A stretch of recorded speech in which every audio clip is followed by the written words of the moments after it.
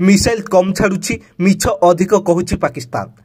Delhi airport को संपूर्ण ध्वंस कर एक मिछ वीडियो प्रसार करुछि पाकिस्तान।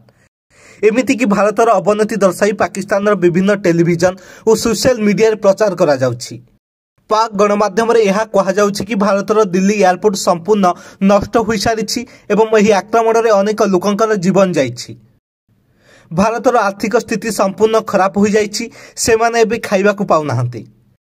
तेबे एभली खबर गुड़िक पाकिस्तान विभिन्न गणमाध्यम प्रसार हेउछि बोली यूट्यूबर लव हंसदा ताको यूट्यूब चैनल माध्यम कहिसंती। कारण यूट्यूबर लव हंसदा वर्तमान बाहर कंट्री वियतनाम रे थिबारु पाकिस्तान गणमाध्यम चर्चा हेउथिबा खबर गुड़िक से देखि पारुछंती। ऑपरेशन सिंदूर परठु एमिति गोटे दिन नाही जेउ दिन पाकिस्तान सेना कोनोसी नुआ मिछ कहि नाही। एबे पाकिस्तान नुआ मिछ प्रसार करबा को चेष्टा करुछि। पाकिस्तान एक वीडियो जारी करी दाबी करिछि जे दिल्ली एयरपोर्ट ऊपर मिसाइल माड़ करी सफल होइछि। एथिरे एयरपोर्ट संपूर्ण भावे ध्वंस हो जाइछि।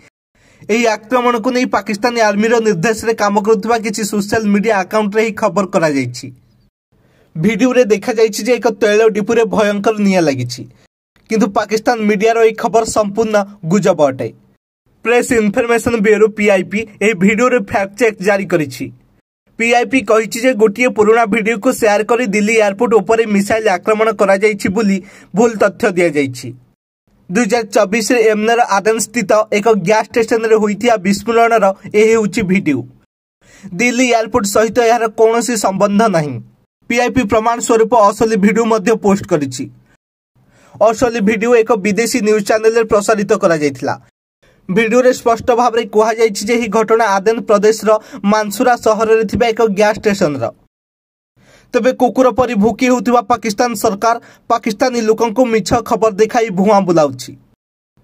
पाकिस्तान नागरिक एभली मिछ खबर सुनी मने मने लड्डू खाउछंती। एपटे अमेरिका शरण रे पसी पाकिस्तान युद्ध बंद करबा को भारत को नेहुरा हेबार किछि घंटा न पुरुणु विष उगालिछि। आपण कौन कहउछंती? युद्ध बंद हेबा उचित ना पाकिस्तान को माटी रे मिसाई देबा उचित? कमेंट बॉक्स रे आपण को मतामत निश्चय जणांतु।